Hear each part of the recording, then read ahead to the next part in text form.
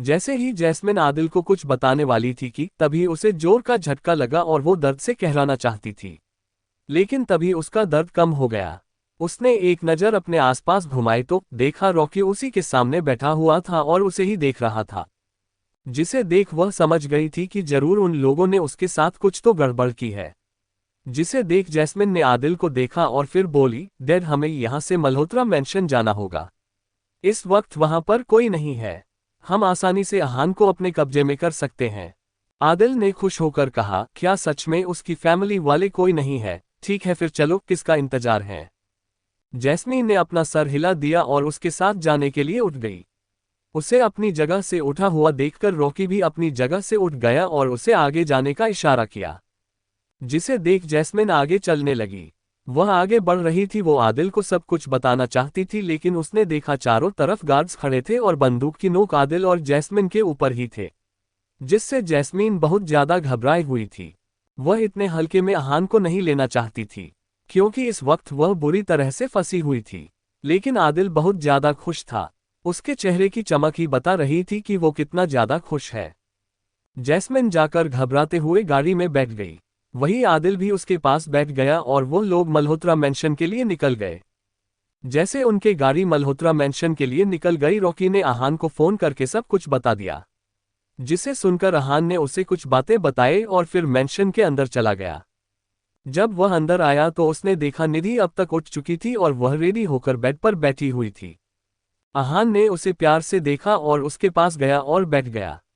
अहान को देखते ही निधि ने बड़ी सी जम्हाई ली और कहा, ये दवाइयां कब तक बंद होगी सिद्धू?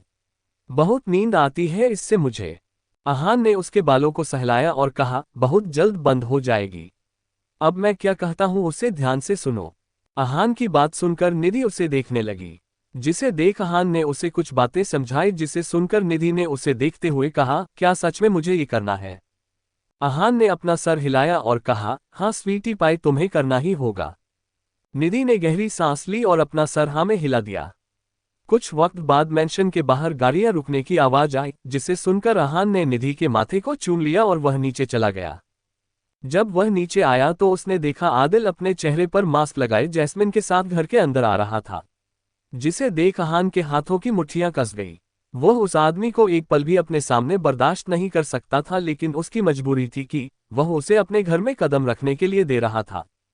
जैसे ही आदिल अंदर आया उसने चारों तरफ अपने नजरें दौड़ाए और खुद के मन में बोला, यह आदमी, इसका घर मैंने उजाड़ दिया, फिर भी इतना खूबसूरत सा घर बना दिया है इसने। कोई नहीं, अब इन सब पर मेरा राज होगा। इतना कहकर वो कुटिलता से मुस्कुरा दिया। वही अहान डेविल मुस्कान लिए उसे देख रहा था। जैस्मिन अहान के पास आकर खड़ी हो गई। जिसे देख अहान उसे देखते हुए कहा, निधि अंदर आओ, मुझे तुमसे बात करनी है। जैस्मिन एकदम से चौंक गई कि अहान उसे अंदर आने के लिए क्यों कह रहा है, लेकिन वह मन मारकर मुस्कुराते हुए अहान के साथ चली गई। अहान उसे लेकर उस कमरे में आ गया जिस कमरे में पहले जैस्मिन को रखा गया था। उसने जैस्मिन को अंदर धकेल दिया और कमरे को लॉक कर दिया। फिर अपने कमरे की तरफ जाकर उसने निधि का हाथ पकड़ लिया और उसे लेकर नीचे आ गया। निधि थोड़ी सी घबराई हुई थी, लेकिन अहान के साथ होने से उसने खुद को काफी हद तक संभाल लिया था। निधि जाकर आदिल के सामने खड़ी हो गई और फिर उसके सामने फाइल बढ़ाते हुए बोली, अंकल इस पर साइन कर दीजिए, यह इंपॉर्टेंट है, फिर सेडू भी इस पर साइन कर देंगे। इतना कहकर वो उसे देखकर मुस्कुराने लगी। आदिल को लगा अहान साथ में है, इसलिए जैस्मिन ऐसा बोल रही है। उसने भी अपना सर हिला दिया और उन पेपर पर साइन कर दिए। जैसे ही आदिल ने उन कागजों पर साइन की, अहान के चेहरे पर बेहद डरावनी मुस्कान आ गई। उसने निधि को एक नज़र देखा और उसके सामने ही निधि के माथे को चूम लिया और कहा, वेल डन स्वीट हार्ट। उसके मुंह से स्वीट हार्ट सुनकर निधि हैरान रह गई थी, क्योंकि हमेशा अहान उसे स्वीटी पाई ही बुलाता था। वही आदिल ने उन पेपर को देखा और कुटिलता से मुस्कुराते हुए अहान को देखकर बोला, बहुत बड़ी गलती कर दी तुमने अहान मल्होत्रा। तुम्हें क्या लगा तुम्हारे साथ जो लड़की खड़ी है वह तुम्हारी बीवी है? अहान बस उसे देखकर डेविल मुस्कान लिए घूरे जा रहा था। फिर आदिल ने अपने चेहरे पर से मास्क हटा दिया और कुटिलता से मुस्कुराते हुए सोफे पर पसरकर बैठ गया और जोर जोर से हंसते हुए बोला, अहान मल्होत्रा, अहान मल्होत्रा, तुम भी आ गए मेरे झांसे में। कितना घुमाया मैंने तुम्हें, आखिरकार तुम्हारी प्रॉपर्टी मेरी हो ही गई। जैसे ही आदिल ने ये कहा, अहान उससे भी ज्यादा जोर जोर से हंसते हुए निधि को लेकर सोफे पर पसरकर बैठ गया और अपने एक पैर पर दूसरा पैर चढ़ाते हुए बोला, पहले तुम्हारे हाथ में जो डॉक्यूमेंट है उसे ठीक से पढ़ तो लो गजेंद्र तिवारी। आदिल ने जैसे ही अपना नाम सुना उसकी आंखें अचानक से बड़ी बड़ी हो गई और उसने उसे फाइल को पढ़ाना शुरू कर दिया। जैसे जैसे वो फाइल पढ़ रहा था उसकी आंखें हैरानी से बड़ी बड़ी होती जा रही थी। आदिल जैसे जैसे फाइल पढ़ रहा था उसकी आंखें गुस्से से कारण बड़ी बड़ी होती जा रही थी। उसने गुस्से से उस फाइल को फर्श पर फेंक दिया और अपनी जगह से उठकर निधि को देखकर चिल्लाते हुए बोला, यह क्या बदतमीजी है जैस्मीन। हमें इसकी प्रॉपर्टी हमारे नाम करनी थी, ना कि मेरी प्रॉपर्टी इसके नाम करनी थी। तुमने मुझे इतना बड़ा धोखा दिया सिर्फ इसके लिए। कैसी बदतमीज लड़की हो तुम। आदिल के ऐसे कहने पर अहान ने गुस्से से उसे देखा और कहा, अपनी जुबान संभालो गजेंद्र तिवारी। वो मेरी बीवी है, मेरी स्वीटी पाई है। उसके खिलाफ कोई भी गलत शब्द यूज करने की हिम्मत भी मत करना, वरना इस बार तुम्हारी जुबान खींचकर बाहर निकलूंगा। तुम्हें क्या लगा खेल सिर्फ तुम्हें खेलना आता है, प्लान्स सिर्फ तुम्हें बनाने आते हैं। तुमने हमारी हंसती खेलती जिंदगी को उजाड़ दिया था, भूल गए तुम जब तुमने इस मुस्कुराते हुए फैमिली को बर्बाद किया था, जिन्हें रास्ते पर लाकर छोड़ दिया था। तुम्हें क्या लगा इतनी आसानी से तुम्हें छोड़ दूंगा। बरसों साल इस दिन का मैंने इंतजार किया था। इतनी आसानी से तुम्हें बर्बाद नहीं करने वाला था। अब तो तुम असली बर्बाद होंगे जब तुम्हारे सामने पूरी सच्चाई होगी। ना तुम्हें हिला के रख दिया तो मेरा नाम भी अहान मल्होत्रा नहीं। अहान की आवाज बेहद खतरनाक थी। ऐसी आवाज उसकी इससे पहले किसी ने नहीं सुनी थी। निधि भी एक पल के लिए घबरा गई, क्योंकि आज सच में अहान बहुत गुस्से में था। इतना गुस्सा उसने आज तक कभी किसी पर नहीं किया होगा। वो आराम से सब कुछ हैंडल करने वाला आज गुस्से से कांप रहा था। तभी वहां पर नवीन दादू आए, उनके पीछे पीछे ही नैना जी और कुलदीप जी भी आए। आदित्य भी अस्पताल से छूटकर घर आ गया था। सब बच्चे स्कूल में थे और बाकी फैमिली आदिल के सामने खड़ी थी। अंश जो ईशा को लेकर घर चला गया था वह भी इस वक्त मल्होत्रा मेंशन आ गया था। उन सब को देख आदिल ने गुस्से से अहान को देखा और कहा, तुम्हें क्या लगा मेरी प्रॉपर्टी ले लेने से मुझे बर्बाद कर दोगे? कभी नहीं। गजेंद्र तिवारी कभी बर्बाद नहीं हो सकता, क्योंकि वह सिर्फ बर्बाद करना जानता है। नवीन दादू ने गुस्से से गजेंद्र तिवारी को देखा और उसके मुंह पर जोर से थप्पड़ मार दिया। यह थप्पड़ इतनी जोर का था कि दादू ने सारा गुस्सा उसके ऊपर उतार दिया था। उनके हाथ पैर कांप रहे थे और उनकी आंखें गुस्से के कारण पूरी तरह से लाल हो चुकी थी। कुलदीप जी ने भी जाकर गजेंद्र तिवारी के गर्दन को पकड़ लिया और उसे दबाते हुए बोले, दोस्त माना था मैंने तुम्हें दोस्त, लेकिन तुम तो दुश्मन से भी बदतर निकले। इतना बड़ा खेल खेला तुमने मेरे साथ। अगर खुशी खुशी मुझसे मेरी प्रॉपर्टी मांग लेता तो मैं तुम्हें खुशी खुशी वह भी दे देता, लेकिन तुमने ना तो सिर्फ मेरी प्रॉपर्टी छीन ली बल्कि मेरे घर को भी जला दिया, जिस कारण मैंने मेरी मां को खो दिया। तूने मेरा हंसता खेलता घर बर्बाद कर दिया। अब तुम्हें भी महसूस होगा जब असली बर्बादी होती है तो कैसा लगता है। आदि ने गुस्से से झटपटाते हुए कहा, कुलदीप मल्होत्रा छोड़ मुझे, मैं कभी भी तुम्हारे नीचे दबकर नहीं रहना चाहता था। मैं खुद की प्रॉपर्टी चाहता था, खुद का बिजनेस चाहता था, ना कि तुम्हारा पा बनाकर तुम्हारी गुलामी करना चाहता था। आदिल की बात सुनकर कुलदीप जी गुस्से से बोले, तो छोड़कर चला जाता, जॉब दफा हो जाता मेरी जिंदगी से। मेरी मां को मुझसे छीनने की तुमने हिम्मत क्यों की, जिसने तुम्हें खुद एक मां का प्यार दिया था। सब लोग गुस्से से आदिल को सवाल पूछ रहे थे, लेकिन आदिल था कि उसे कोई फर्क ही नहीं पड़ रहा था। उसने निधि को देखते हुए कहा, तुमने आज अपने बाप के नाम पर कलंक लगा दिया। उसकी बात सुनकर निधि ने हल्का सा मुस्कुराते हुए कहा, मैं ऐसे कभी भी नहीं थी और ना ही कभी बनूंगी। किसी का भेष ओढ़ने से वह इंसान उसकी तरह नहीं बन जाता। ये बात याद रखना आप। मेरे माँ बाप ने मुझे अच्छे संस्कारों में बड़ा किया है, ना कि आपकी तरह लोगों को बर्बाद करना सिखाया है। मुझे प्यार करना सिखाया है, छीनना नहीं। उसकी बात सुनकर आदिल हैरान रह गया और उसे हैरान से देखने लगा, जिसे देख अहान ने अपने हाथों की ताली बजाई और जोर जोर से हंसने लगा। उसकी हंसी इस वक्त बहुत डरावनी थी जो पूरे मेंशन में गूंज रही थी। उसने हंसते हुए कहा, यह तो हमारा पलटवार था गजेंद्र तिवारी। तुम्हारा ही खेल मैंने तुम्ही के ऊपर आजमा लिया। सोचा देख लेता हूं कैसा लगता है जब अपना ही खेल अपने ही ऊपर पलट जाए। इतना कहकर उसने अंश को इशारा किया तो अंश तेजी से जिस कमरे में जैस्मिन थी उस कमरे में चला गया। उसने कमरे का लॉक खोला और जैस्मिन का हाथ पकड़कर उसे खींचते हुए बाहर ले जाने लगा। उसकी हरकत देख जैस्मिन ने उसके हाथों पर मारते हुए कहा, छोड़ो मुझे नहीं तो मार दूंगी तुम्हें। तुम लोगों ने हमें बर्बाद कर दिया, तुम्हें मैं छोड़ूंगी नहीं। अंश ने खींचकर उसे सीढ़ियों से उतार दिया और आदिल के पैरों के पास फेंक दिया। जैसे ही आदिल ने जैस्मिन को देखा, उसकी आंखें हैरानी और शौक से बड़ी बड़ी हो गई। वह कभी जैस्मिन को देखा है तो कभी निधि को। आहान ने उसके चेहरे पर आए भाव को देखा और कहा, कैसा लगा झटका गजेंद्र तिवारी? तुम्हारे लिए एक झटका काफी है या तुम्हें और एक झटका दे दूं? उसकी बात सुनकर आदिल ने गुस्से से उसे देखा और कहा, मैं तुम्हें छोड़ूंगा नहीं। आहान ने हंसते हुए कहा, पहले पकड़ कर तो दिखाओ, फिर बाद में छोड़ने की बातें कर लेना। जितना दर्द तुमने मुझे दिया है ना, आज उससे कहीं ज्यादा गुना दर्द तुम्हें मिलेगा। जिस मेंशन को तूने आग लगाई थी, आज इस मेंशन में तुम्हें मैं आग लगाऊंगा। उसकी बात सुनकर गजेंद्र तिवारी गुस्से से तिलमिला उठा। आहान की बात सुनकर आदिल जोर से बोला, तुम मेरा कुछ नहीं बिगाड़ सकते आहान मल्होत्रा, क्योंकि तुम्हें नहीं पता मैं क्या चीज हूं। तुम्हें क्या लगा तुम मुझे आग लगाओगे और मैं चुपचाप बैठा आग लगने दूंगा? पहले से ही सारी सेटिंग कर ली है मैंने, तुम मेरा कुछ नहीं बिगाड़ सकते। कुछ भी नहीं, एक बाल भी बांका नहीं कर सकते। आदिल की बात सुनकर आहान कुटिलता से मुस्कुरा दिया और तंज भरे लहजे में बोला, अरे मैं तो डर गया। देखो आदिल, तुम्हारी बात सुनकर मैं काफी ज्यादा डर गया। देखो तो जरा, मेरे हाथ पैर भी कांप रहे हैं। उसकी बात सुनकर आदिल को बहुत ज्यादा गुस्सा आ रहा था। उसने गुस्से से अपने दांतों को भींच लिया और कहा, बहुत ज्यादा खुद को होशियार समझते हो तुम। जरा सोचो, तुम्हारे बच्चे तो स्कूल में होंगे नहीं।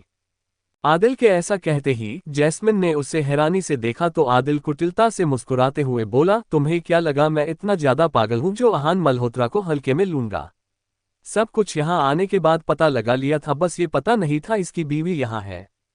उसकी बात सुनकर आहान ने अपने हाथों की मुट्ठियां बना ली और कहा, तुम मेरा इस बार कुछ नहीं बिगाड़ सकते, समझे तुम? तभी आदिल का फोन रिंग होने लगा। उसने फोन उठाकर स्पीकर पर डाल दिया और आहान को देखते हुए बोला, देखो अब तुम्हारी और एक बर्बादी। तभी दूसरी तरफ से एक बंदे की आवाज आई, बॉस ये लड़का बहुत ज्यादा चालाक है, हम आपका काम नहीं कर सकते। इतना कहकर फोन कट चुका था। वह सब लोगों ने हैरान से उस फोन पर आई बात को सुना तो आदिल ने हैरानी से आहान की तरफ देखा। दूसरी तरफ स्कूल में अधीन और इवांश अपने क्लासरूम में चले गए थे। क्लास शुरू होने में अभी वक्त था। तभी उनके क्लासरूम में एक आदमी आया और उन्हें देखते हुए बोला, क्या तुम दोनों अंश रहेजा और आहान मल्होत्रा के बच्चे हो? अधीन ने और इवांश ने अपना सर हाँ में हिला दिया, जिसे देख वह आदमी बोला, मैं तुम्हारे पापा का खास आदमी हूँ। उन्होंने मुझे कहा है कि मैं तुम लोगों को अपने साथ लेकर आ जाओ। अधीन ने उस आदमी को ऊपर से नीचे तक देखा और कहा, क्या सच में हमें डैडी ने बुलाया है? उस आदमी ने अपना सर हाँ में हिला दिया, जिसे देखकर अधीन बोला, ठीक है, हमारे डैडी को फोन लगा कर दो, हमें बात करनी है। उनसे कहना कि हमें स्कूल टाइम में डिस्टर्ब ना करें। हम यहाँ पढ़ने आए हैं ना कि उनके व्यक्तिगत काम करने। उन्हें कहना हमारे मामले में दखलंदाजी ना करे। स्कूल के टाइम पर सिर्फ पढ़ाई होगी और बाकी टाइम में उनका काम होगा। उनसे कह देना कि यह अधीन का ऑर्डर है कि अधिक मल्होत्रा स्कूल से लौटकर नहीं आएगा जब तक स्कूल की छुट्टी नहीं हो जाती। अधीन की बात सुनकर वह आदमी हैरान रह गया और उसे ऊपर से नीचे तक देखते हुए बोला, क्या तुम सच में आहान मल्होत्रा के बच्चे हो? अधीन ने घूर कर उस आदमी को देखा और कहा, क्या अब तुम्हें बैनर छाप कर दूं ताकि तुम्हें पता चले? उस आदमी ने कहा, फिर भी तुम बहुत छोटे हो और तुम्हें अपने पापा की बात माननी चाहिए। चलो हमारे साथ। अधीन ने उसे ऊपर से नीचे तक देखा और बोला, ठीक है चलो। इतना क्या जरूरी काम आ गया है, डैडी को देखना तो पड़ेगा ही। इतना कहकर वह उस आदमी के साथ जाने लगा। उसने इवांश को देखा और उसके कान में धीरे से कुछ बोला, जिसे सुनकर इवांश ने हैरानी से उसे देखा और बोला, ये तुम क्या कह रहे हो? अधीन ने उसे घूर कर देखा और कहा, जितना कहा है उतना करो। अगर तुम मेरे साथ रहना चाहते हो तो तुम्हें मैं जो जो कहूंगा उसे सुनना पड़ेगा, वरना तुम अकेले ही स्कूल आ जाया करो। इवांश ने अपना सर हिलाया और उस आदमी के बम पर जोर से चिकोटी काट ली। उसकी हरकत देख वो आदमी एकदम से हैरान रह गया और गुस्से से उसे देखते हुए बोला, यह क्या बदतमीजी है? अधीन ने उसे जोर से धक्का दे दिया और उसे नीचे गिरा दिया और फिर सभी बच्चों को देखते हुए बोला, टीचर को जाकर कह देना कि स्कूल में एक बच्चा चोर आया है। उसकी बात सुनकर सभी बच्चे डर गए और एक साइड हो गए। इवांश ने शौक होकर अधीन को देखा और खुद के मन में बोला, यह अधीन करना क्या चाहता है? बच्चों ने जाकर टीचर को बता दिया था। जिस कारण प्रिंसिपल सर भी जल्दी से क्लासरूम में आ गए थे और उस बंदे को लेकर वहां से चले गए।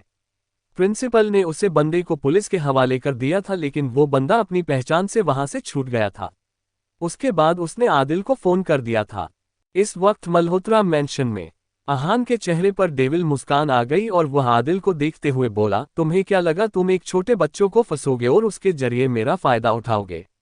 बहुत गलत चीज पर हाथ रख दिया तुमने आदिल। तुम जिस भिड़ने की कोशिश कर रहे हो वह कोई मामूली बच्चा नहीं है, अहान मल्होत्रा का बच्चा है, जो खड़े खड़े लोगों को पागल बना दे। जिसका दिमाग तुम्हारे जैसा गंदा नहीं है, वह अपने बाप की तरह शातिर है, शायद मुझसे भी ज्यादा। ये कहते वक्त अहान के चेहरे पर गर्व से भरी मुस्कान थी। उसे अपने छोटे से बच्चे पर काफी ज्यादा गर्व महसूस हो रहा था। हाँ, ये बात अलग थी कि उसने सब कुछ खुद से ही अधीन को बताया था। जब वह लोग स्कूल जा रहे थे, उसने अभी से सोच लिया था वो सिर्फ अधीन को पढ़ाई करना ही नहीं सिखाएगा, इन सब छोटे मोटे चीजों को भी सिखाएगा ताकि जरूरत पड़ने पर वह खुद की रक्षा कर सके। लेकिन उसे नहीं पता था कि आज बताया हुआ उसे आज ही काम आएगा। आदिल ने गुस्से से अहान को देखा और कहा, तुमने बिल्कुल भी ठीक नहीं किया अहान मल्होत्रा। अहान ने उसे देखकर डेविल मुस्कान लिए कहा, रुको अब तुम्हें और एक झटका देता हूं। इतना कहकर उसने अपने फोन पर किसी को मैसेज कर दिया। तभी कुछ देर बाद मैंशन के अंदर और 3 लोग आ गए। जैसे ही आदिल ने उन 3 लोगों को देखा, आदिल बिल्कुल सदमे में जा चुका था। उसे यकीन नहीं हो रहा था कि आदिल के सामने इस वक्त कविता खड़ी थी, जो असल में कविता नहीं थी, और उसके साथ वह आदमी था जो आदिल को अमेरिका से ही साथ दे रहा था। और उसने आदिल को ये भी कहा था कि वो अहान मल्होत्रा से पंगा न ले, क्योंकि अहान मल्होत्रा अपने आप में ही एक हस्ती थी जिसे मिटाना इतना आसान नहीं था। उसे नहीं पता था कि अहान मल्होत्रा कितना तेज दिमाग वाला आदमी था। कभी कभी इंसान से गलती हो जाती है, वैसे कुछ अहान के साथ भी हुआ था। लेकिन उसने आदिल को पहले मार दिया होता तो शायद ये नौबत भी उसके ऊपर नहीं आती। पर वो उन लोगों को इतनी आसान मौत नहीं देना चाहता था जिन लोगों ने उसके हंसते खेलते जिंदगी को उजाड़ दिया था। वो आदमी आदिल के सामने आया और आदिल को देखते हुए बोला, मैंने तुम्हें पहले ही कहा था इस आदमी से पंगा मत लो, ये आदमी कोई मामूली आदमी नहीं है। देखो आज तुम बर्बादी पर उतर आए, क्या हासिल कर लिया? अगर शांति से जी लेते तो आज तुम अपने बच्चों के साथ हंसी खुशी जिंदगी जी रहे होते। लेकिन तुमने मेरी एक बात नहीं सुनी और आज ये सारा नतीजा निकल आया। आदिल ने गुस्से से अपने हाथों की मुट्ठियां बनाई और चीखते हुए बोला, क्या नतीजा आया? तूने क्या किया? पहले भी मैंने इसके बाप को बर्बाद किया था और आज भी करूंगा। कुछ भी हो जाए मैं इतनी आसानी से अहान मल्होत्रा को नहीं छोड़ने वाला। उसकी बात सुनकर अहान कुटिलता से मुस्कुरा दिया और बोला, लगता है तुम्हारा घमंड अभी तक नीचे नहीं आया है। रुको, वह भी आ जाएगा, बस कुछ सेकंड और। इतना कहकर उसने कविता का इशारा किया। ये कविता असली कविता नहीं थी, नकली कविता थी। वह जाकर आदिल के सामने खड़ी हो गई और उसे देखकर मुस्कुराते हुए बोली, मुझे तुम्हारे लिए बहुत बुरा फील हो रहा है। कितना बड़ा गेम हो गया तुम्हारे साथ और तुम्हें कानो कान खबर नहीं मिली। जैसे तुमने निधि के साथ किया, बिल्कुल उसी तरह आज तुम्हारे साथ हो गया। चलो तुम्हें और एक झटका दे दिया जाए। इतना कहकर कविता ने अपने चेहरे पर से मास्क हटा दिया, जिसे देखकर आदिल की आंखें बड़ी हो गई। वो क्योंकि कविता नहीं कोई और ही औरत थी। वही जैस्मिन ने अपना सर झुका दिया और वह रोते हुए बोली, डैड, मॉम अहान के कब्जे में है और उनकी हालत बहुत ज्यादा बुरी है। उसकी बात सुनकर आदिल ने अपने हाथों की मुट्ठियां बनाई और जोर जोर से चिल्लाने लगा। वो बहुत जोर से चीख रहा था, लेकिन वहां पर किसी भी आदमी को कोई फर्क नहीं पड़ रहा था। अहान उस पर हंस रहा था। उसकी मुस्कुराहट ऐसी थी जैसे वो आदिल के मुंह पर जोरदार थप्पड़ मार रहा हो। आदिल ने देखा वहां पर खड़ा हर एक इंसान गहरी नजरों से देख रहा था और सब लोग उसके ऊपर हंस रहे थे, जिसे देख आदिल गुस्से से पागल हुए जा रहा था। उसने गुस्से से अहान को देखा और कहा, यह तुमने ठीक नहीं किया, बिल्कुल भी ठीक नहीं किया। अहान ने उसे देखा और अपनी गहरी खतरनाक आवाज में बोला, और कितना तुम्हें बेइज्जत होना है। अब तो तुम्हें जिंदगी भर मेरे कैद में तड़पना है, ना जाने तुम्हें कब मौत नसीब हो। आदिल ने गुस्से से अहान को देखा और चिल्लाते हुए बोला, ये गजेंद्र तिवारी ऐसे ही आदिल नहीं बना है। इसे आदिल बनने के लिए क्या क्या किया है। इतनी जल्दी सब कुछ बर्बाद होने नहीं दूंगा, बिल्कुल नहीं होने दूंगा। उसकी बेस सुनकर अहान ने व्यंग से मुस्कुराते हुए कहा, आदिल आदिल आदिल, क्यों इतना ज्यादा अपने गले को फाड़ रहे हो? कुछ नहीं हो सकता, तुम अब खत्म हो चुके हो गजेंद्र तिवारी, तुम अब सिर्फ बर्बाद हो चुके हो। अहान की बात सुनकर आदिल बौखला उठा और वह पागलों की तरह हरकतें करने लगा। जिसे देख अहान ने अपने दादाजी और पापा को इशारा किया। उसका इशारा मिलते ही उन दोनों ने गजेंद्र तिवारी को बहुत मारा। इतना मारा कि गजेंद्र तिवारी जमीन पर गिर पड़ा। जैस्मिन अपने पापा की ऐसी हालत देखकर बहुत ज्यादा रो रही थी। वो चीखते हुए उसे आवाज दे रही थी, लेकिन गजेंद्र तिवारी इस हालत में नहीं था कि वो अपने मुंह से एक शब्द भी निकाल सके। अहान ने अंश को इशारा किया और कहा, आगे की कार्रवाई हम देख लेंगे। इसे कितना तड़पना है ये हम तय करेंगे। उसकी बात सुनकर वहां पर खड़े गार्ड्स ने गजेंद्र तिवारी को उठा लिया और वहां से ले जाने लगे। वही जैस्मिन ने अहान के पैर पकड़ लिए और रोते हुए बोली, अहान प्लीज मुझे छोड़ दो। मैं यहां से बहुत दूर चली जाऊंगी। सच कह रही हूं, कभी तुम्हारी जिंदगी में वापस लौटकर नहीं आऊंगी। मेरी दोस्ती के खातिर ही मुझे बख्श दो। अहान ने उसे देखा और कहा, मैं तुम्हें छोड़ भी देता जैस्मिन। हाँ सही कहा, दोस्ती की खातिर तुम्हें छोड़ देता, लेकिन तुमने एक गुनाह नहीं किया। तुमने हर बार मेरी स्वीटी पाई को मुझसे दूर करने की कोशिश की है, जो मुझे बिल्कुल भी बर्दाश्त नहीं है, और मैं अब तुम्हें नहीं छोड़ सकता, क्योंकि मुझे मेरी जिंदगी सुकून से जीनी है। इतना कहकर उसने रोनित को इशारा किया तो रोनित ने कुछ फीमेल गार्ड्स को अंदर बुला लिया और जैस्मिन को वहां से ले जाया गया। उन्हें ले जाता हुआ देख दादाजी जोर से बोले, मैं इस इंसान की बुरी मौत चाहता हूं, मैं उसे आग लगाना चाहता हूं। तुम इसे यहां से नहीं भेज सकते अहान। अहान ने अपनी दादाजी को देखा और कहा, दादू आपने सही कहा, इस इंसान को हम नहीं छोड़ेंगे, लेकिन इतनी जल्दी इसे आग लगाकर एक सुकून की नींद में इसे सोने नहीं दे सकता। मैं इसे बर्बाद करूंगा, तब तक बर्बाद करूंगा जब तक ये खुद ही मर नहीं जाता, जब तक यह अंदर से टूट नहीं जाता, बिखर नहीं जाता। मैं इससे तड़पता रहूंगा और फिर उसे इसी मेंशन के बाहर आग लगाकर जला दूंगा, तब जाकर मेरे दिल को ठंडक मिलेगी दादू। दादाजी ने गर्व से अपना सीना चौड़ा कर दिया और कहा, यह हुई ना मल्होत्रा वाली बात। निधि ने अहान को देखा, कहा, क्या जैस्मिन के साथ इतना बुरा करना जरूरी है? उसकी बात सुनकर अहान ने उसे घूर कर देखा और अपने सख्त आवाज में जोर से बोला, कोई भी किसी की साइड नहीं लेगा। कोई भी नहीं, मतलब कोई भी नहीं। अहान की ऐसी आवाज सुनकर निधि एक पल के लिए सहम गई और वह एकदम से चुप हो गई। फिर अहान ने आदित्य की तरफ देखा और उसे देखते हुए बोला, अब आप कुछ बोलेंगे या मैं आपका मुंह खुलवाऊं? अहान की बात सुनकर आदित्य ने उसे घूर कर देखा और कहा, क्या तुम मुझे धमकी दे रही हो? अहान ने गुस्से से आदित्य को देखा और बोला, हाँ आपको धमकी दे रहा हूं।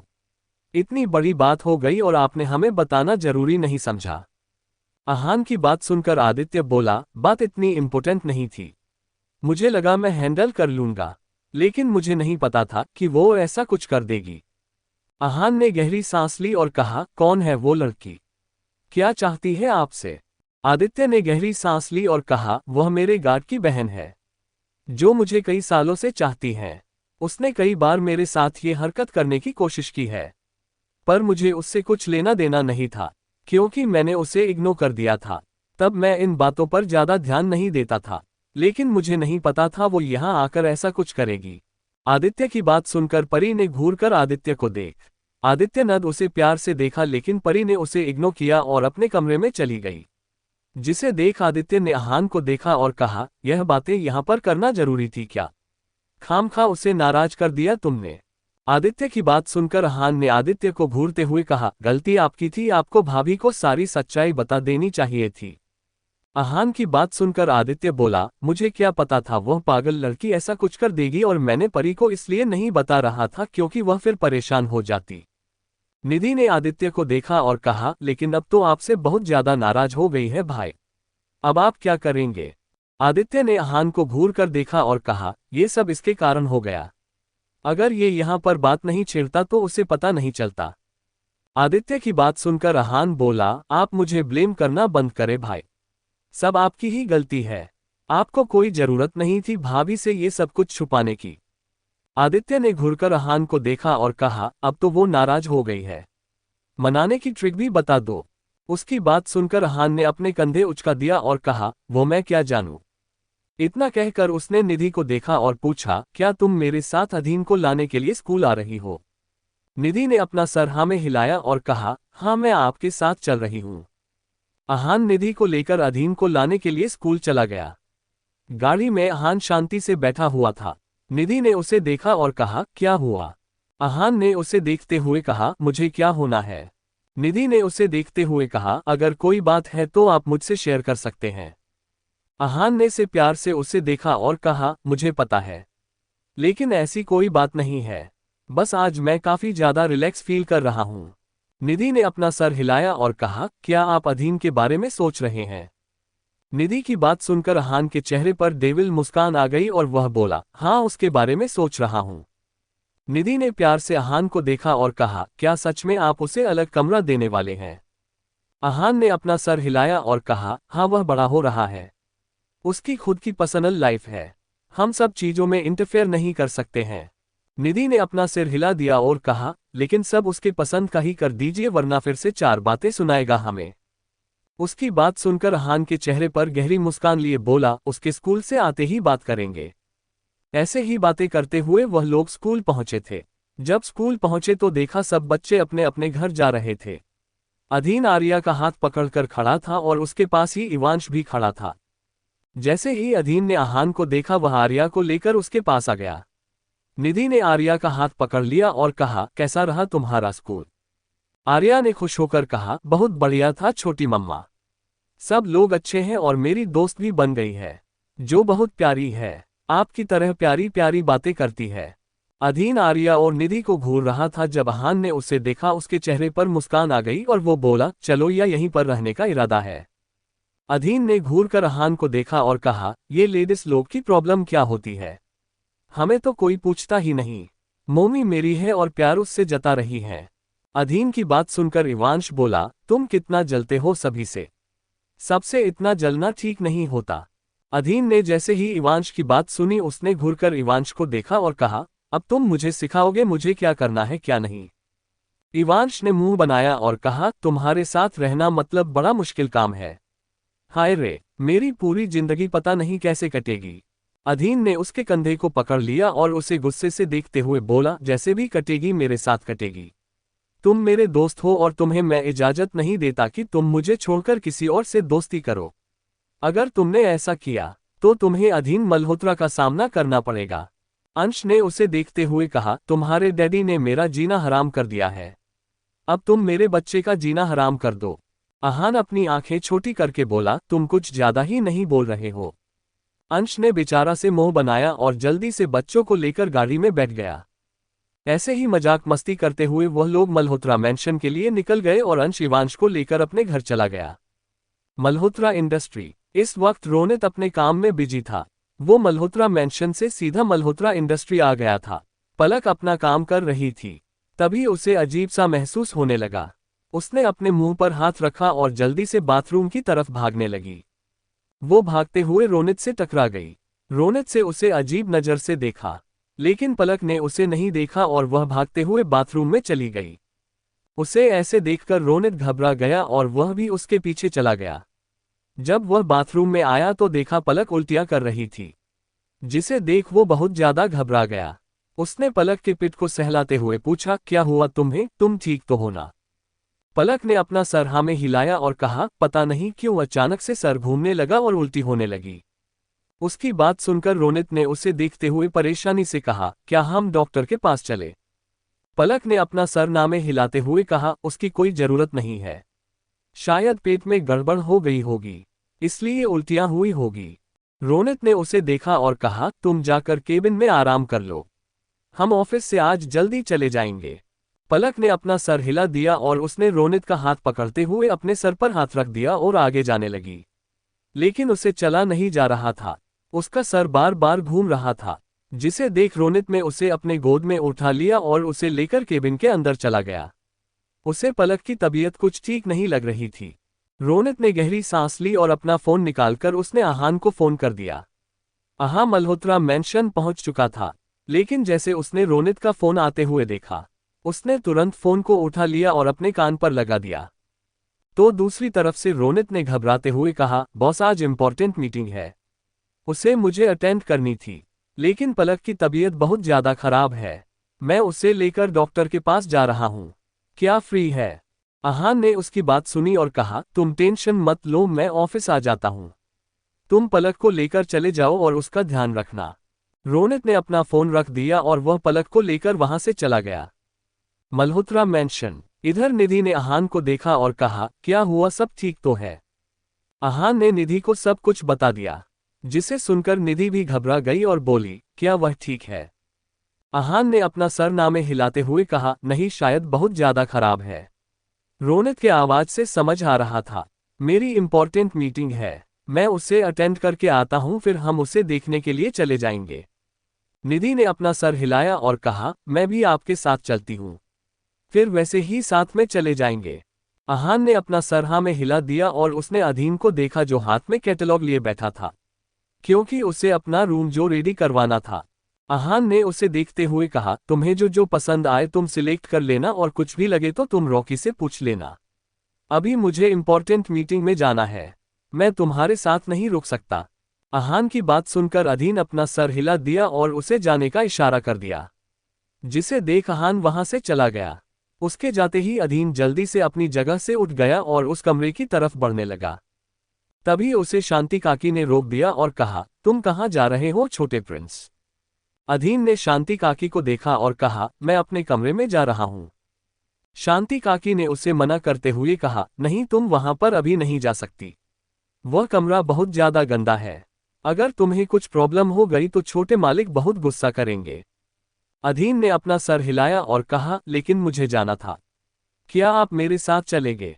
शांति काकी ने उसे प्यार से देखा और कहा, मैं आज जाती छोटे प्रिंस, लेकिन मुझे बहुत जरूरी काम है, अगर मैंने उसे टाइम पर पूरा नहीं किया तो कैसे चलेगा, इसलिए हम बाद में चले जाएंगे।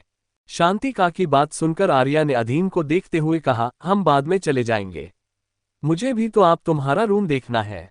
अधीन ने अपना सर हिलाया और कहा, लेकिन मुझे अभी जाना था। अधीन बहुत ज्यादा जिद कर रहा था, जिसे देखकर शांति काकी बोली, कुछ देर रुक जाओ। अधीन कुछ नहीं बोला और वही सीढ़ियों पर बैठ गया। उसे ऐसे देख आर्या भी उसके पास बैठ गई और उसे देखते हुए बोली, शांति काकी ने कहा है ना, हम बाद में चले जाएंगे। अधीन ने उसे कोई जवाब नहीं दिया। तभी सीढ़ियों से दादाजी उतरकर नीचे आ रहे थे। अधीन को ऐसे सीढ़ियों पर बैठा देख उन्होंने अधीन के पास जाकर पूछा, क्या हुआ हमारे छोटे प्रिंस को? तुम इतने मायूस क्यों हो, क्या तुम्हें किसी ने डांट दिया? अधीन ने जैसे ही दादाजी को देख उसकी आंखों में चमक आ गई और वह दादाजी को देखते हुए बोला, बड़े दादू, मुझे अपने कमरे में जाना है, जो डैडी ने मुझे दिया है, लेकिन शांति काकी अकेले जाने नहीं दे रही है, क्या आप मेरे साथ चलेंगे? दादाजी ने उसे देखा और कहा, ठीक है, चलो हम चलते हैं। दादाजी की बात सुनकर अधीन बहुत ज्यादा खुश हो गया और उनके साथ वो सीढ़ियों से चढ़ते हुए ऊपर जाने लगा। दादाजी ज्यादा ऊपर नहीं चढ़ पा रहे थे, क्योंकि उनके घुटनों में दर्द हो रहा था, लेकिन अधीन के चेहरे पर आई खुशी देख उन्होंने अधीन से कुछ नहीं कहा और चुपचाप चढ़ते रहे। अधीन और आर्या आगे थी और उनके पीछे दादाजी। ज्यादा सीढ़ी चढ़ने के कारण दादाजी के पर हल्के हल्के कांपने लगे और वह खुद पर से बैलेंस खो बैठे और सीढ़ियों से गिर पड़े। जैसे ही दादाजी गिर पड़े, उनके मुंह से चीख निकाल गई। दादाजी बहुत जोर से चिल्लाए थे। अधीन और आर्या जो खुशी से आगे बढ़ रही थी, जैसे ही उनके कान में दादाजी की आवाज पड़ी, वो दोनों ही घबरा गए और उन्होंने पीछे मुड़कर देखा। जैसे ही उन दोनों दादाजी को गिरा हुआ देखा, अधीन और आर्या जोर से चिल्ला पड़े। दादाजी सीढ़ियों से लुढ़कते हुए नीचे जा रहे थे। वह थर्ड फ्लोर से नीचे गिरते हुए जा रहे थे, जिससे उनके माथे पर से खून निकल रहा था। आर्या और अधीन बहुत जोर से चिल्ला रहे थे। उनकी चीख सुनकर सभी घर के लोग बाहर आ गए और दादाजी को ऐसे देख सबका दिल मुंह हुआ। दादाजी को गिरा हुआ देख सब लोग शॉक में चले गए और तुरंत उनकी तरफ भाग पड़े। वही अधीन भी तेजी से सीढ़ियां उतरकर नीचे आ गया। वो बहुत ज्यादा घबराया हुआ था। आर्या ने उसका हाथ कसकर पकड़ लिया और वो रोने लगी। आदित्य और कुलदीप जी ने जल्दी से दादाजी की पकड़ लिया और तेजी से बाहर की तरफ भागने लगे। उनके साथ ही नैना जी भी जा रही थी। कुछ वक्त में वह लोग दादाजी को लेकर हॉस्पिटल के लिए निकल गए। परी आर्या और अधीन के साथ वहीं पर रुक गई थी, क्योंकि वो दोनों ही अकेले थे, लेकिन उसका दिल बहुत ज्यादा घबराया हुआ था। उसने तुरंत निधि को फोन लगाया। निधि आहान के केबिन में बैठी हुई थी, क्योंकि आहान इस वक्त मीटिंग रूम में था। जब उसने देखा परी उसे फोन कर रही है तो उसने मुस्कुराते हुए फोन को उठा लिया और कान पर लगा दिया, तो दूसरी तरफ से परी की घबराई हुई आवाज आए और उसने निधि को सब कुछ बता दिया। जैसे ही निधि ने परी की बात सुनी वो बहुत ज्यादा घबरा गई और तुरंत अपनी जगह से उठकर भागते हुए मीटिंग रूम की तरफ चली गई। ज्यादा भागने के कारण वह हाफ रही थी। उसने जोर से मीटिंग रूम का दरवाजा खोल दिया। ये मीटिंग बहुत ही इम्पोर्टेंट थी और बाहर से लोग मीटिंग अटेंड करने के लिए आए हुए थे। ऐसे बीच में ही डिस्टर्ब होता देख सब लोगों की आंखें बड़ी हो गई और सब लोग दरवाजे की तरफ देखने लगे। निधि ने किसी की तरफ नहीं देखा और भागते हुए अहान की तरफ आ गई। निधि को ऐसे देख अहान की आंखें छोटी हो गई। उसने अहान का हाथ पकड़ लिया और रोते हुए बोली, दादू दादू सीढ़ियों से गिर पड़े हैं। उनके सर पर काफी ज्यादा चोट आई है। उन्हें अस्पताल ले जाया गया है। जैसे ही अहान ने निधि की बात सुनी, उसकी आंखें एकदम से बड़ी बड़ी हो गई। उसे यकीन नहीं हो रहा था दादाजी के साथ इतना बड़ा हादसा हो गया है। उसने जल्दी से निधि का हाथ पकड़ लिया और अपना फोन हाथ में उठाकर वो भागते हुए मीटिंग रूम से बाहर चला गया।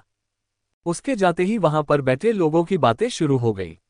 जो इन्वेस्टर बाहर से आए थे, उन्होंने अहान को जाते हुए देखा और आपस में बातें करते हुए बोले, एशिया का नंबर 1 बिजनेस टाइकून इस तरह की हरकतें करेंगे हैं हमने सोचा नहीं था। कोई भी बात हो लेकिन ऐसे मीटिंग छोड़कर नहीं जाना चाहिए था। हम लोग भी काफी दिनों से उनका इंतजार कर रहे थे और आखिरकार आज मीटिंग ले रहे थे और फिर आधे में ही मीटिंग छोड़कर चले गए। हमें उनके साथ कोई मीटिंग नहीं करनी है। हम ये प्रोजेक्ट किसी और के हाथ में दे देंगे। इतना कहकर वह अपनी जगह से उठ गए और वहां से चले गए। रीटा ने जब ये देखा उसने गहरी सांस ली और उसने मीटिंग रूम में बैठे सभी लोगों को वहां से जाने के लिए कह दिया। यहाँ अहान तेजी से कार ड्राइव कर रहा था। उसने किसी का इंतजार नहीं किया और सीधा हॉस्पिटल के लिए निकल गया। निधि ने अहान को देखा और कहा, वो ठीक तो होंगे ना? मुझे बहुत ज्यादा डर लग रहा है। अहान ने उसे देखा और कहा, शांत हो जाओ स्वीटी पाई। उन्हें कुछ नहीं होगा, वह बिल्कुल ठीक होंगे। कुछ देर बाद वह लोग अस्पताल में पहुंच गए थे। अहान ने जल्दी से कार पार्किंग की और निधि को लेकर अस्पताल के अंदर चला गया। जब वो लोग अंदर आए तो उन्होंने देखा दादाजी ऑपरेशन रूम में थे और उनका ऑपरेशन चल रहा था। सब लोग शांति से वहां पर बैठे हुए थे। मल्होत्रा मैंशन, अधीन और आर्या हॉल में परी के साथ बैठे हुए थे। दोनों ही बहुत ज्यादा घबराए हुए थे, क्योंकि दादाजी के गिरने के पीछे वह खुद को ब्लेम कर रहे थे। अगर वो दादाजी को लेकर ऊपर नहीं गए होते तो दादाजी शायद सीढ़ियों से नहीं गिरे होते। अधीन बार बार इसी सब के बारे में सोच रहा था। उसे बहुत बुरा फील हो रहा था कि उसके कारण दादाजी सीढ़ियों से गिर पड़े। उसने परी को देखा और पूछा, दादाजी ठीक होंगे ना बड़ी चाची? परी ने अपना सर हाँ में हिलाया और कहा, क्यों नहीं होंगे, जरूर होंगे, देखना, और एकदम बिल्कुल ठीक होकर घर वापस आएंगे। अधीन ने अपना सर हिला दिया। तभी घर का टेलीफोन रिंग होने लगा। परी ने जाकर फोन उठा लिया और कान पर लगा दिया। तो दूसरी तरफ से जिम्मी की घबराई हुई आवाज आई। उसने परी की आवाज सुनकर पूछा, क्या ये फोन मल्होत्रा मैंशन में लगा है? परी ने कहा, जी हाँ, लेकिन आप कौन बोल रहे हैं? जिम्मी ने तुरंत अपने बारे में बता दिया और कहा, मुझे अधीन से जरूरी बात करनी है। प्लीज उसे फोन दीजिए ना। परी ने जल्दी से अधीन को देखा और उसे फोन देते हुए बोली, जिम्मी का फोन है। अधीन ने जल्दी से फोन लिया और अपने कान पर लगा दिया और बोला, हाँ जिम्मी चाचू, क्या हुआ? दूसरी तरफ से जिम्मी ने घबराई हुई आवाज में कहा, अधीन प्लीज मेरी हेल्प करो। यहाँ पर कोई भी मुझे हॉस्पिटल के अंदर जाने नहीं दे रहा है। रेमो की माँ को लेबर पेन शुरू हुआ है, लेकिन अभी तक यहाँ के कुछ भी डॉक्यूमेंट हमारे पास न होने के कारण उसे कोई भी अस्पताल में नहीं ले रहा है। जिम्मी की बात सुनकर अधीन ने जल्दी से अपना सर हिलाया और कहा, चाचू आप अस्पताल पहुंचे, मैं अभी आया। इतना कहकर उसने फोन रख दिया और परी को देखते हुए बोला, मुझे जाना होगा, क्या आप मेरे साथ चल रहे हैं या मैं ड्राइवर के साथ चला जाऊं? परी उसे अकेला नहीं छोड़ सकती थी, इसलिए उसने आर्या का हाथ पकड़ लिया और कहा, नहीं नहीं, मैं भी तुम्हारे साथ चल रही हूं, तुम अकेले मत जाओ। अधीन ने अपना सर हिला दिया और वो तुरंत मल्होत्रा मैंशन से अस्पताल के लिए निकल गया। अस्पताल के बाहर इस वक्त जिम्मी उसी अस्पताल में था जिस हॉस्पिटल में इस वक्त अहान था, लेकिन उसे नहीं पता था कि अहान और निधि वहीं पर है। वो वहीं पर इंतजार कर रहा था। रेमो की माँ मतलब जिम्मी की पत्नी लेबर पेन में दर्द से कराह रही थी, लेकिन कोई भी उन्हें अंदर नहीं ले रहा था। तभी वहां पर अधीन ने जिम्मी को देखा और फिर नर्स को, जो वहां पर खड़ी थी। उसने नर्स को देखा और कहा, मैं अहान मल्होत्रा का बेटा हूं, इन्हें तुरंत अस्पताल के अंदर ले लो। अधीन की बात सुनकर उस नर्स ने उसे अजीब नजरों से देखा। जिसे देख अधीन ने अपना चेहरा बिल्कुल सख्त किया और जोर से बोला, क्या तुम्हें सुनाई नहीं दिया? एक लेडी यहाँ पर लेबर पेन में दर्द से छटपटा रही है। क्या तुम्हें दिखाई नहीं दे रहा है? अधीन की सख्त आवाज सुनकर वह नस झेप गई और बोली, लेकिन उनके पास कोई डॉक्यूमेंट नहीं है। अधीन ने उसे घूर देखा और जल्दी से अपने जेब में से आईडी कार्ड निकालकर उसकी तरफ कर दी। जैसे ही उस नस ने अधीन का आईडी देखा, वो अधीन को शक भरी नजरों से देखने लगी। अधीन को बहुत ज्यादा गुस्सा आ रहा था। उसने तेज आवाज में कहा, कितना बेकार हॉस्पिटल है, इतनी बेकार सर्विस दी जाती है यहाँ। अगर मुझे पहले पता होता तो मैं कभी का तुम्हारा हॉस्पिटल बंद करवा देता। अधीन इतनी तेजी से बोल रहा था कि आसपास के सभी लोग उसे ही देख रहे थे। ये चर्चा पूरे अस्पताल में फैल गई थी कि आहान मल्होत्रा का बच्चा यहाँ पर मौजूद है। ये बात आहान और निधि को भी पता चल गई थी। वह तुरंत अस्पताल के बाहर आ गए और अधीन को देखने लगे, जो नस के ऊपर जोर जोर से चिल्ला रहा था। अधीन ने जल्दी से अधीन को देखा और कहा, तुम यहाँ पर क्या कर रहे हो और इतना चिल्ला क्यों रहे हो? जैसे ही अधीन ने आहान की आवाज सुनी, वो तुरंत उसके पास चला गया और उसे देखते हुए बोला, डैडी यहाँ की सर्विस कितनी ज्यादा बेकार है। देखिए तो रेमो की माँ को इतना ज्यादा दर्द हो रहा है, लेकिन ये लोग अंदर नहीं ले रहे हैं। अधीन की बात सुनकर आहान ने उसे नस को देखा और अपनी डरावनी आवाज में कहा, क्या अब तुम यहाँ बच्चा पैदा होने के बाद इसे अंदर ले जाओगी? अगर ऐसा हुआ तो तुम्हारा हॉस्पिटल रातों रात बंद करवा दूंगा। नस ने जैसे ही आहान की बात सुनी, वो बहुत ज्यादा घबरा गई और उसने रेमो की माँ को अंदर ले लिया। अधीन ने निधि को देखा और पूछा, क्या दादू ठीक है? निधि ने अपना सर हिलाया और कहा, वह ठीक है, अब तुम जाओ घर। अधीन ने अपना सर हिलाया और कहा, नहीं मम्मी, मैं घर नहीं जा रहा, मुझे जिम्मी अंकल का छोटा बेबी देखना है। उसकी बात सुनकर आहान ने कहा, तुम उसे देखकर क्या करोगे?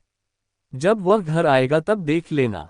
अधीन ने जिद करते हुए कहा, मुझे देखना है तो बस देखना है। उसकी जीत देखकर आहान ने अपना सर हिला दिया और उसे लेकर वार्ड के पास चला गया, जहां जिम्मी परेशानी से खड़ा था। निधि ने उसे देखा और कहा, सब कुछ ठीक होगा भाई, आप इतना परेशान मत हो। जिम्मी ने अपना सर हिला दिया और उसे देखकर बोला, आप सबका बहुत बहुत शुक्रिया, अगर आप यहाँ पर नहीं होती तो पता नहीं क्या हो जाता। अधीन ने जिम्मी को देखा और कहा, अधीन के होते हुए कोई फिक्र करने की जरूरत नहीं है जिम्मी अंकल। उसकी बात सुनकर सभी ने सर हिला दिया। कुछ देर बाद सबके कानों में एक बच्ची के रोने की आवाज आने लगी, जिसे सुनकर सभी लोग उस तरफ देखने लगे। तभी वहां पर एक नर्स छोटी सी बच्ची को लेकर बाहर आ गई और जिम्मी के हाथ में देते हुए बोली, बधाई हो, आपके घर राजकुमारी आई है। जिम्मी ने अपने कांपते हाथों से अपनी बच्ची को हाथ में ले लिया और उसे प्यार से देखने लगा। वो बच्ची बहुत नाजुक थी, लेकिन बहुत क्यूट थी। रोने के कारण उसका चेहरा पूरा लाल हो गया था। अधीन उसे देखना चाहता था, इसलिए वह बार बार उछल कूद कर रहा था। जिम्मी ने जब ये देखा तो उसने निधि के हाथ में बच्ची को दे दिया, जिसे देख निधि बच्ची को लेकर चेयर पर बैठ गई। जैसे ही निधि चेयर पर बैठी, अधीन उसके पास जाकर खड़ा हो गया और उस बच्ची को प्यार से देखते हुए बोला, वाह मम्मी, ये कितनी ज्यादा क्यूट है, देखो तो उसके हाथ कितनी छोटे छोटे हैं और उसकी उंगलियां तो उससे भी छोटी छोटी है। निधि ने आहान को देखा और फिर अधीन को देखते हुए बोली, जब तुम छोटी थी तब तुम्हारी उंगली इससे भी बड़ी बड़ी थी, पता है तुम्हें? अधीन ने मुंह बनाया और कहा, मुझे कैसे पता होगा, मैं तो छोटा था ना। उसकी बात सुनकर आहान ने मुस्कुराकर उसके बालों को सहला दिया। वही अधीन फिर से उस बच्ची को देखने लगा, जो नींद में कसमसा रही थी। उसके क्यूटनेस देखकर अधीन ने अपने पलके बार बार झपकाए और उस बच्ची का हाथ पकड़ते हुए बोला, अरीना, आज से इसका नाम अरीना होगा। जैसे ही सब लोगों ने अधीन के मुंह से उस बच्ची का नाम सुना, सब हैरानी से अधीन को देखने लगे, लेकिन अधीन के चेहरे पर सिर्फ मुस्कुराहट थी। उसी हॉस्पिटल में पलक भी थी। जब उन्हें भी पता चला कि दादाजी सीढ़ियों से गिर पड़े हैं तो वह लोग भी वहीं पर आ गए थे। जब उन्होंने निधि के हाथ में बच्ची को देखा तो उनके चेहरे पर भी मुस्कान आ गई और वह उनके पास जाकर खड़े हो गए। निधि ने जब उन दोनों को देखा तो उन्हें देखते बोली, तुम्हारी तो तबीयत ठीक नहीं थी ना? पलक ने मुस्कुराकर उसे देखा और कहा, हाँ, लेकिन। इतना कहकर वह शर्माने लगी। उसे ऐसे देख रोनित ने उसे बाहों में भर लिया और फिर सबको देखते हुए बोला, आप सब लोग भी और एक बच्चे को संभालने के लिए तैयार हो जाओ। उसकी बात सुनकर सब लोग समझ गए कि यहाँ भी खुशखबरी है, जिसे सुनकर सब बहुत खुश हो गए। आहान ने रोनित को देखा और उसे बधाई देते हुए कहा, अब उसका पूरा ध्यान रखना। उसे बार बार परेशान मत करना, कहीं अपने बच्चों को लेकर भाग ना जाए। उसकी बात सुनकर रोनित ने आहान को देखते हुए कहा, मैं उसका पूरा ध्यान रखूंगा। उसकी बात सुनकर निधि बोली, तुम ध्यान रखोगे, लेकिन अब से वो मल्होत्रा मेंशन में रहेगी, क्योंकि तुम काम में बहुत ज्यादा बिजी रहते हो। ऐसे में उसके साथ कोई तो चाहिए। घर पर रहेगी तो हम सब लोग उसके साथ रहेंगे। निधि की बात सुनकर आहान ने सहमति जताते हुए कहा, स्वीटी पाई, ठीक कह रही है, तुम आज ही मल्होत्रा मेंशन में शिफ्ट हो जाओ। उसकी बात सुनकर रोनित ने अपना सर हाँ में हिला दिया। दादाजी का रिपोर्ट भी नॉर्मल आ गया था, मगर उनके सर पर गहरी चोट लग गई थी, लेकिन वह अब ठीक थे, जिस कारण उन्हें भी अस्पताल से डिस्चार्ज मिल गया था और सब लोग उन्हें लेकर वापस आ गए थे। वही अधीन स्कूल जाता था और स्कूल के बाद जिम्मी के घर जाता था। रेमो का एडमिशन भी आहान ने अधीन के साथ ही करवा दिया था, ताकि वह भी अच्छे से पढ़ाई कर सके। अधीन उस बच्ची के साथ बहुत ज्यादा अटैच हो गया था, उसे देखे बिना तो उसका दिन ही नहीं गुजरता था। 6 महीने बाद जिम्मी और उसकी पत्नी अरीना को लेकर अस्पताल जा रहे थे, क्योंकि अरीना की तबीयत अचानक से ही खराब हो गई थी। जब वह हॉस्पिटल में आए तो चेकअप करने के बाद उन्हें पता चला कि अरीना को पेट की बीमारियां है, जैसे कि उसने अगर बाहर का कुछ भी खाया तो उसके पेट में दर्द हो सकता है, या फिर कुछ भी उल्टा सीधा खाया तो उससे पेट की बीमारियां हो सकती थी। उसे अनहेल्दी खाना देने के लिए मना कर दिया था और सिर्फ घर का ही अच्छा खाना देने के लिए कहा गया था। जिम्मी ने डॉक्टर को देखते हुए कहा, क्या हम इसका अच्छे से इलाज नहीं कर सकते?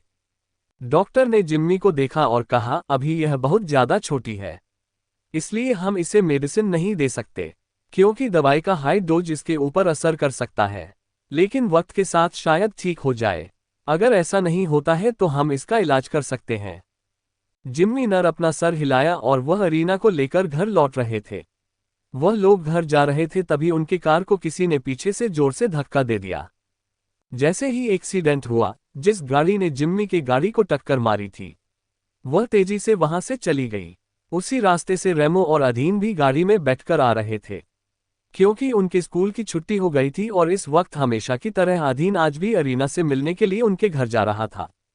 जब उन्होंने देखा कि वो गाड़ी जाने पहचानी लग रही है, उन्होंने तुरंत ड्राइवर को कार रोकने के लिए कहा और तेजी से गाड़ी से नीचे उतर गए।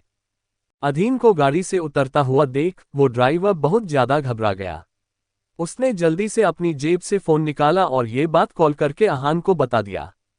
अधीन और रेमो जब कार के एकदम नजदीक आए तो उन्होंने देखा जिम्मी ने अरीना को कसकर अपनी बाहों में पकड़ा हुआ था और वो गाड़ी के नीचे दबा हुआ था, लेकिन उसने अरीना के ऊपर किसी भी प्रकार का दबाव नहीं आने दिया था और वो धीरे धीरे अरीना को अपने आप से दूर कर रहा था। जब अधीन ने ये देखा तो वो भागते हुए जिम्मी के नजदीक चला गया और उसने तुरंत अरीना को जिम्मी के पास से ले लिया। जिम्मी ने जब अधीन को देखा तो उसने सुकून से अपनी आंखें झपकाई और उसे देखते हुए कहा, मेरे बच्चों का ख्याल रखना। इतना कहकर उन्होंने अपनी आंखें बंद कर दी। रेमो ने जब ये देखा वो जोर से चीख पड़ा, पापा। अधीन के बॉडीगार्ड्स जो हमेशा उसके सेफ्टी के लिए रहते थे, उन्होंने आगे बढ़कर जिम्मी को और उसके वाइफ को वहां से निकाल दिया और गाड़ी में डालकर हॉस्पिटल के लिए निकल गए। अधीन और रेमो भी उनके पीछे ही अस्पताल के लिए निकल गए। अब तक मल्होत्रा मेंशन में सबको ये बात पता चल गई थी। आहान निधि को लेकर अस्पताल के लिए निकल गया था। हॉस्पिटल में ऑपरेशन थिएटर में जिम्मी और उसके वाइफ को रखा गया था। जब जिम्मी की वाइफ को चेक किया गया तो उनकी मौके पर ही मौत हो गई थी, जिसे देख डॉक्टर ने उनका चेहरा सफेद कपड़ों से ढक दिया और फिर जिम्मी का ट्रीटमेंट करने लगे, लेकिन उसके बचने के चांसेस भी ना के बराबर थे। डॉक्टर ने अपने चेहरे पर लगाया मास्क नीचे उतारा और वह ऑपरेशन रूम के बाहर आ गया। डॉक्टर को इतनी जल्दी बाहर आता देख वहां पर खड़े आहान निधि, रेमो और अधीन उन्हें देखने लगे। अरीना को चोट तो नहीं आई थी, लेकिन जोर से गिरने के कारण उसके बॉडी को झटका जरूर लगा था, लेकिन डॉक्टर ने जब उसका चेकअप किया तो उसे ठीक होने का बता दिया, जिससे निधि, आहान और अधीन काफी ज्यादा रिलैक्स थे। अधीन ने एक पल के लिए भी अरीना को अपने आप से दूर नहीं किया और वो बस उसे शांत कर रहा था। उसके गोद में आते ही अरीना भी शांत हो गई थी और अपने अंगूठे को चूसते हुए वह अपनी आंखें बार बार झपका रही थी। डॉक्टर जब बाहर आया, निधि और आहान जल्दी से डॉक्टर के पास चले गए और उन्हें देखते हुए पूछा, क्या वह दोनों ठीक है? रेमो भी आस भरी नजरों से डॉक्टर को देख रहा था। डॉक्टर ने गहरी सांस ली और कहा, हम लेडी को तो नहीं बचा पाए क्योंकि उनकी मौत कब की हो चुकी है और जो आदमी है वो आपसे मिलना चाहता है। उनके पास भी ज्यादा वक्त नहीं है, तो आप जाकर उनसे मिल लीजिए। उद्धरण चिन्ह। अहान ने जब ये सुना तो उसे काफी ज्यादा बुरा लगा। इन 6 महीना में जिम्मी भी उसका अच्छा दोस्त बन गया था। भले वो उसके लिए सिर्फ काम ही करता था, लेकिन अहान ने कभी किसी में भेदभाव नहीं किया था। हाँ, ये बात अलग थी कि वह सबके ऊपर अपना दोष जमाता था और सबको अपना एटीट्यूड दिखाता था, लेकिन उसका दिल किसी के लिए बुरा नहीं सोचता था। अहान ने गहरी सांस ली और वह सब लोग अंदर चले गए। जब वह अंदर आए तो जिम्मी हल्का हल्का मुस्कुरा रहा था, लेकिन उसके मुस्कुराने में कितना ज्यादा दर्द छुपा हुआ था, ये तो सिर्फ वही जानता था। अहान ने उसे देखा और उसके सामने जाकर खड़ा हो गया। तो जिम्मी ने अहान का हाथ पकड़ा और रैमो के हाथ पर रखते हुए बोला, मेरे बच्चे का ख्याल रखना। आपने जो भी मुझे दिया है सब मेरे बच्चे के नाम कर दीजिए और उसे मेरी तरह दर्द भरी जिंदगी जीने का कभी भी मौका मत दीजिएगा। आपने हमारे बहुत ज्यादा मदद की, इसके लिए आपका बहुत बहुत शुक्रिया। इतना कहकर जिम्मी ने अपनी आंखें बंद कर दी और उसके पकड़ अहान के हाथ पर ढीली पड़ गई। जैसे ही अहान ने महसूस किया, उसने कसकर अपनी आंखें बंद कर दी और रामो को देखा, जो बुरी तरह से रो रहा था। अधीन ने जब ये देखा तो उसने अपने हाथों की कसकर मुट्ठियां बनाई और अपने दिल को कठोर करते हुए गुस्से से बोला, जिस किसी ने ये किया है अधीन मल्होत्रा उसे चुन चुन कर बदला लेकर रहेगा। इतना कहकर वह अरीना को लेकर हॉस्पिटल से बाहर चला गया। अधीन के जाते ही निधि ने रैमो का हाथ पकड़ लिया और उसे लेकर बाहर आ गई। अहान ने जिम्मी और उसके वाइफ का फ्यूनरल किया और अब इस वक्त वह लोग सब मल्होत्रा मेंशन में थे। सब लोगों को बुरा लग रहा था कि उनके साथ इतना बुरा हो गया। अधीन अरीना को लेकर बैठा हुआ था। तभी अरीना जोर जोर से रोने लगी। शायद उसे भूख लगी थी। अधीन ने जब उसे रोता हुआ देखा तो उसने उसे शांत करने के लिए उसके बालों को सहलाया, लेकिन अरीना चुप ही नहीं हो रही थी, जिसे देख निधि अपनी जगह पर खड़ी हो गई और वो अधीन के पास जाकर बोली, इसे मुझे दे दो, इसे भूख लगी होगी। अधीन ने अपना सरनामे हिलाया और कहा, मैं खुद उसे दूध पिलाऊंगा।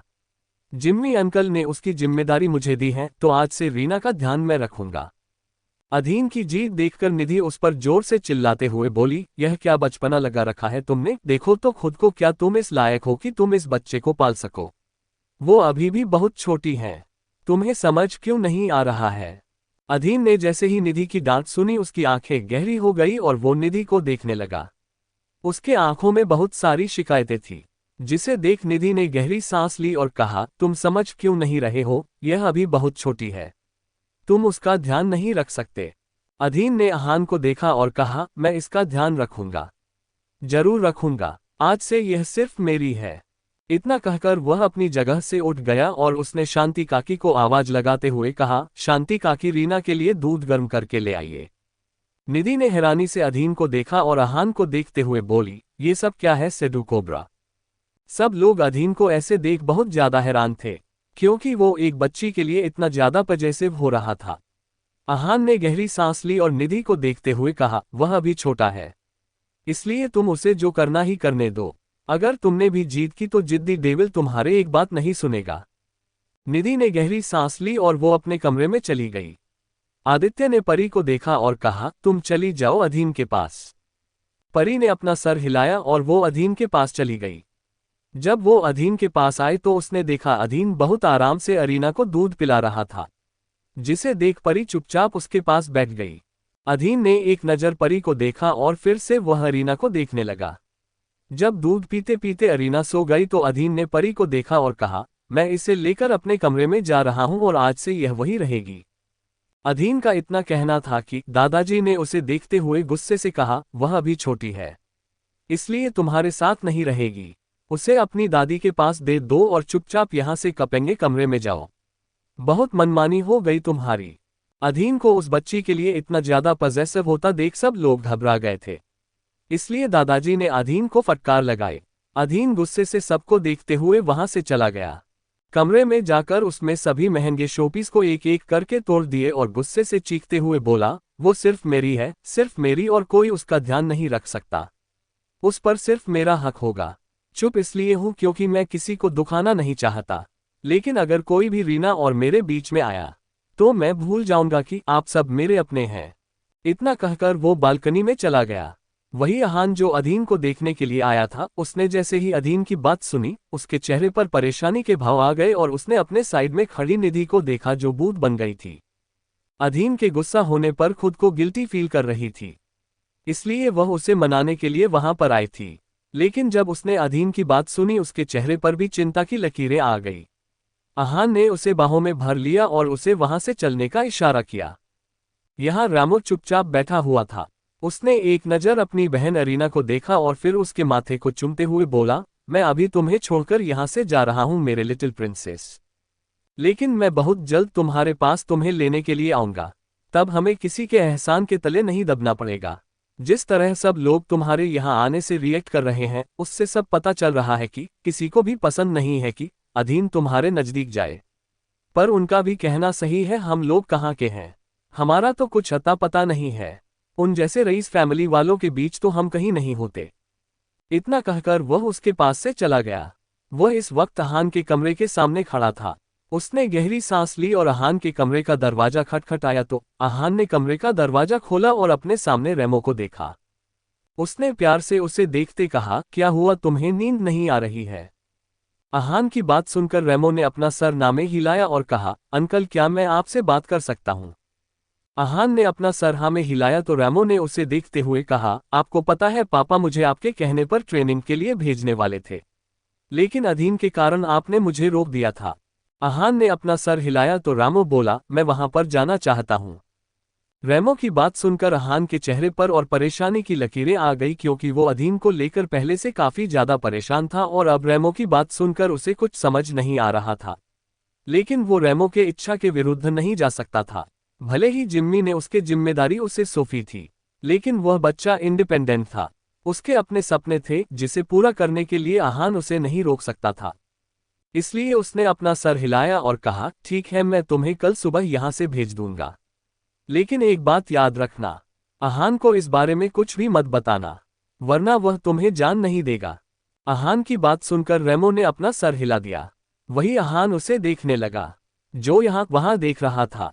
अहान जब उसकी हरकत देखी तो उसने कहा, तुम दादाजी के पास जाकर सो जाओ। रेमो ने अपना सर हिलाया और वह वहां से दादाजी के कमरे की तरफ चला गया, जिसे देख अहान ने दरवाजा लॉक किया और निधि के पास आकर बैठ गया, जो परेशानी से अपने नाखून चबा रही थी। अहान ने उसे अपनी बाहों में जकड़ लिया और कहा, छोड़ो इन बातों को, वो अभी बच्चा है, मैं कल उससे बात करूंगा। निधि ने अपना सर हिलाया और उसने अहान के आंखों में देखा, जिसे देख अहान ने उसके दोनों आंखों को चूम लिया और फिर उसके माथे को चूम लिया। उसने निधि को मुस्कुरा कर देखा और उसे लेकर बेड पर गिर पड़ा। निधि ने गहरी गहरी 2-3 सांस ली और वह खुद को रिलैक्स करने लगी। तभी अहान ने उसके कमर पर अपना हाथ रखा और उसके होंठों से अपने होंठ जोड़ दिए, फिर उसे वाइल्ड होकर चूमने लगा। निधि अब पूरी तरीके से ठीक हो गई थी, लेकिन अहान ने अभी तक उसे उस तरह से नहीं छुआ था। उसे डर लगता था कहीं वह निधि को हट ना कर दे, लेकिन आज निधि खुद को रोकना नहीं चाहती थी, इसलिए उसने वहां का साथ देने का फैसला किया था और वह खुद उसे प्यार कर रही थी। अहान ने निधि के होठों को सक करते हुए कहा, क्या मैं आगे बढ़ सकता हूं? उसकी बात सुनकर निधि ने उसे अपने ऊपर से धक्का दे दिया और वह खुद उसके ऊपर बैठ गई और उसने अहान के सीने पर अपने होंठ रख दिए और उसे चूमने लगी, जिसे देख अहान एकदम से पागल हो गया और उसने निधि के कमर को अपने दोनों हाथों से दबा दिया। धीरे धीरे वह दोनों अपनी हदें पार कर रहे थे। निधि ने गहरी गहरी सांस लेते हुए अहान को चूमे जा रही थी। वही अहान भी बिना रुके निधि के जिस्म के हर एक अंग को अपने होठों से तराश रहा था। वह दोनों ही अपने प्यार के समंदर में डूबे हुए थे और एक दूसरे को महसूस कर रहे थे। जब दोनों ही आउट ऑफ कंट्रोल हुए तो अहान ने निधि के हाथों को कसकर पकड़ लिया और उसके होठों से अपने होंठ जोड़ दिए। उसके ऐसा करते ही निधि ने अपनी आंखें कसकर बंद कर दी और उसके आंखों से आंसू के कुछ बूंदें छलक पड़ी। अहान निधि को देर रात निधि को अपने प्यार का एहसास करा रहा था। दोनों के ही बदन पसीने से भीगे हुए थे। रात के आखिरी पहर कब उन दोनों की आंख लगी, उन्हें पता ही नहीं चला। अगली सुबह अहान उठकर रेडी हो गया था, लेकिन निधि अभी भी सोई हुई थी। अहान ने उसे गाउन पहनाया और उसके माथे को किस करके बाहर जाने लगा। जब उसने दरवाजा खोला तो उसने देखा अधीन वहीं पर खड़ा था, जिसे देख अहान ने उसे देखते हुए पूछा, तुम इतनी सुबह सुबह यहाँ क्या कर रहे हो? अधीन ने अहान को देखा और फिर निधि के बारे में पूछते हुए बोला, मम्मी कहाँ है, मुझे उनसे बात करनी है। अहान बे एक नज़र निधि को देखा और फिर अधीन से बोला, वह सो रही है। अधीन ने अपना सर हिलाया और फिर कमरे के अंदर घुस गया और निधि के पास जाकर लेट गया और उसे पकड़ लिया। निधि को जब अपने ऊपर छोटे छोटे हाथों को एहसास हुआ, उसने अपनी आंखें धीरे धीरे खोल दी। अधिक को अपने पास देखकर उसने फिर से अपनी आंखें बंद कर दी, जिसे देख अधीन ने उसके गालों को सहलाया और कहा। निधि ने उसे कोई जवाब नहीं दिया, जिसे देख अधीन ने उसके गालों को सहलाते हुए कहा, आप दुनिया में ऐसी पहली औरत है जिससे अधीन मल्होत्रा ने प्यार किया है, लेकिन आपके बाद कोई मेरे दिल में बसी है तो वो है रीना। मैं उसके बगैर नहीं जी सकता, इसलिए आप उसे मुझसे दूर करने की कोशिश मत करना। कहीं ये सब करते हुए आप अपने बच्चों को भी अपने आप से दूर न कर दे। इतना कहकर अधीन वहां से उठ गया।